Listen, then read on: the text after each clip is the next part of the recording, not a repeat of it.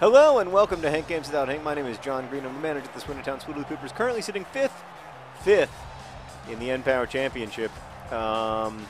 Spots 3 through 6 then go into a playoff, and the winner of that playoff gets to go to the Premier League, and the other 3 teams suffer shame and humiliation. So we'd like to finish in the top 2, but we suck, so we might not. Today we're playing Reading. I like this team, because they value something that I also value. But I like Swindon Town more, so I'm going to try to beat their butts like they were stolen. Or I might have been mixing metaphors there. We have Ginger McShane, he who shall not be named, Dave Matthews Bandolovsky, and that other guy in our defense. Today we are starting a Ginger up top in the form of James Collins, in the hopes that, we can have some Ginger scoring magic. I'm going to talk about motivation today, partly because it's been on my mind, because I feel like the team, the Swoodilypoopers themselves, haven't been where we need them to be in terms of motivation. Although some would say that the problem actually isn't that our team is undermotivated, it's that our team is managed by a crazy person who refuses to believe in statistics or odds or anything other than Gingers and the 2011 FIFA Swoodilypoopers. But those people are ludicrous. It's funny because a lot of you, after I talked about AFC Wimbledon and I talked about the idea of a team belonging to its fans, a lot of you were like, how can you talk about how much you like that, but at the same time manage the Swoodilypoopers in a way that is completely not in keeping with that was not offside. Gingers are never offside. It was a little bit offside. How can you claim to love the way that AFC Wimbledon owns their team? Like the fans own the team, and that in some ways makes it very difficult for them to, they can't go and spend like $100 million of mobile phone money on Gareth Bale, but they get to have the knowledge that their team is awesome and run well and run in the spirit of the game and everything. And they're like, that's not what I was trying to do. It's so crazy how you talk about that. I would say that was a mistake, but a Ginger made it, so it wasn't a mistake. It's so crazy how you talk about that, but at the same time, like, you are running this team like a tyrannical, crazed dictator, and to which I say, shut up, it's my team. Okay, so I want to talk about motivation and kind of like discipline. This is when I was 22 and I graduated from college, I had 4 months of unemployment, followed by a lengthy spell as a temporary employee. It was hard. It was really hard to get motivated to do anything. It's hard because it feels, well, I was filling out resumes every day and sending out faxing. This was in the days of faxing, which was an insane thing that we did before scanners. I was filling out resumes every day and sending them out and never getting a call back, because it turns out that just sending out resumes isn't. Oh no, maybe he's offside. It's like 3 on none. Oh, good at reading, bad at finishing. So it turns out that just sending out resumes is a terrible way to get a job, because in fact you have to be like proactive, and you have to always be going to, I don't know, you have to be going to networking events and book signings and meeting people, and that's how you really get jobs, unfortunately, or at least most people. That's how I got a job in the end. Working miserable jobs through temp agencies and everything else. So anyway, it's really, really hard to be motivated when you don't feel like there's much of an audience for what you're doing, or like you don't love what you're doing, or you feel like every action that you take in the world is just a kind of like falling down into a hole of nothingness, and no one is noticing any of the things that you do, so why do anything in the first place? I am very familiar with that feeling, and I have to say it hasn't completely gone away from me, but it has certainly gotten a lot better. But most of the reason that it's gotten better is because I kind of know why I do the stuff that I do now. I do it for my family, and I do it for the people I get to make stuff with, like, you know, from my brother to the people who work in this office, but most importantly, the people I make stuff with, in the sense that sort of all of this, I'm blessed that all of the stuff that I do is a collaboration with the audience for that stuff. So even Swoodilypoopers, I know that you guys hate me right now because I have my particular opinions about how best to run this team, and I'm not willing at the moment, I have to say, I'm tired of the screaming in comments. I'm tired of the screaming in the stadium. But we're still making this together. You know, like this is real because we're making it real.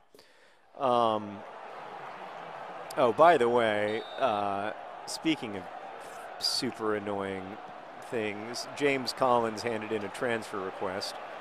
Now that the transfer season is over, and I just told him he could go. Oh, he's a great poet! Not a great finisher. Wordsworth. Oh, and Meredith sneezed. I don't know if you guys could hear that. Here is the best solution I have. You must force yourself to make things and do things, because on the days when you make and do things, you will feel much better than on the days you don't. If you find it really impossible to make and do things, it's possible that you aren't just suffering from a lack of motivation, but in fact you're suffering from some kind of depression. And in that case, the solution. Oh, it has to be, and it is at last. It's John Green with the robot. Oh, he is almost like a robot in the sense that robots also are extremely reliable. I mean, look at that finishing touch, and then right into the top corner of the net. Side netting, that's everything that you could want from a finish. And it's John Green. Other John Green, here's, what is a sign of class? Like, other John Green, when he talked to me, he made it pretty clear that he wasn't in love with my current managerial style.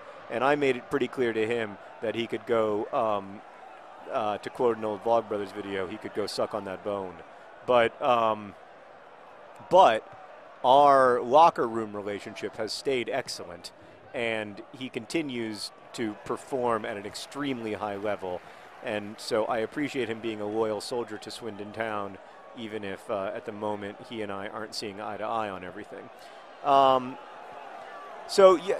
It's difficult to make yourself do stuff. But it is the reason you must do it is because it is difficult. That is precisely why you must sort of work extra hard to try to accomplish things. You also, I think it's really helpful to acknowledge your accomplishments and congratulate yourself for them, even if no one else will. In fact, especially if Fotheringham!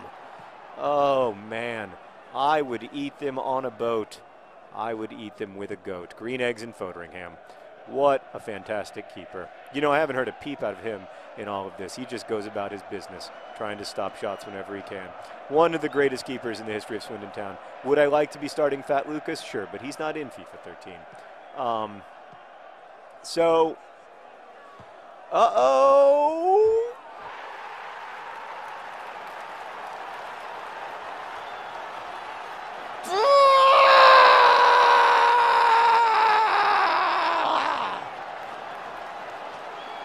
Fotheringham! Let's take a look at that, because I'm pretty sure it went off of Fotheringham's hand. It did. It missed the net. And then Fotheringham was like, oh, I bet it can hit the back of me. And it did, and it went in the net. That should have been an own goal. Oh. Meredith, are we ever going to win again, or are we just going to have draws until the end of time? We win in the FA Cup, we win in the Capital One Cup, but we never win in the league. And that is a recipe for disaster. I mean, I might seriously, like, one of my job goals is to is to make sure that we get to the Premier League. Like earlier this year, that's one of the goals that was given me by the board, and also I know by all of you, that's your expectation as well. And like, what if I got, I mean, Yeah, I could totally get fired. I mean, I hope I don't, but like, I don't even know what to do. Hold on. I'm going to make a substitution. That's what I'm going to do right now. So, yeah, it's when you do things, congratulate yourself for them and understand that they were difficult. Like, that it is difficult to send out resumes, that it is difficult to kind of like keep going in the face of, you know, not having a lot of positive, you know, news or whatever, like coming out. Like, it is difficult. It's difficult to keep going. And if you're doing that, if you are continuing to try and experimenting more and more with, you know, ways of making stuff, and, you know, I remember during that long unemployment period, I actually wrote a lot, and some of what I wrote was pretty good. I was writing with some friends for a sketch comedy show that we wanted to do that we ended up doing at a couple of colleges, and you know, don't.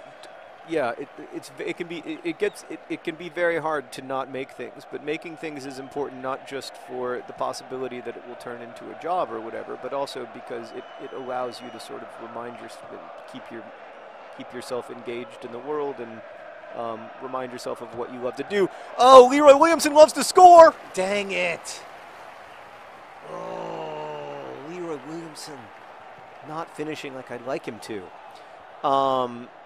So yeah, that's basically my hope is that you will find ways to kind of continue working, but give yourself credit for the fact that it is hard. It's hard for everyone, and particularly these days when, you know, a massive percentage of people under the age of 30 are unemployed and having difficulty sort of finding their way into the workforce in their fields. And, you know, give yourself a little credit. Be as forgiving of yourself as you can, because that is not easy. It will happen. You know, you will find work that interests you. That period of life in your, you know, well, I quite enjoyed college, but man, the few years after are really hard. Hey, guess what the result was? It was a flip and draw. Why are we congratulating? Well, I mean, never no one to congratulate Green Eggs and Fotheringham. He's a great man with a great goatee, but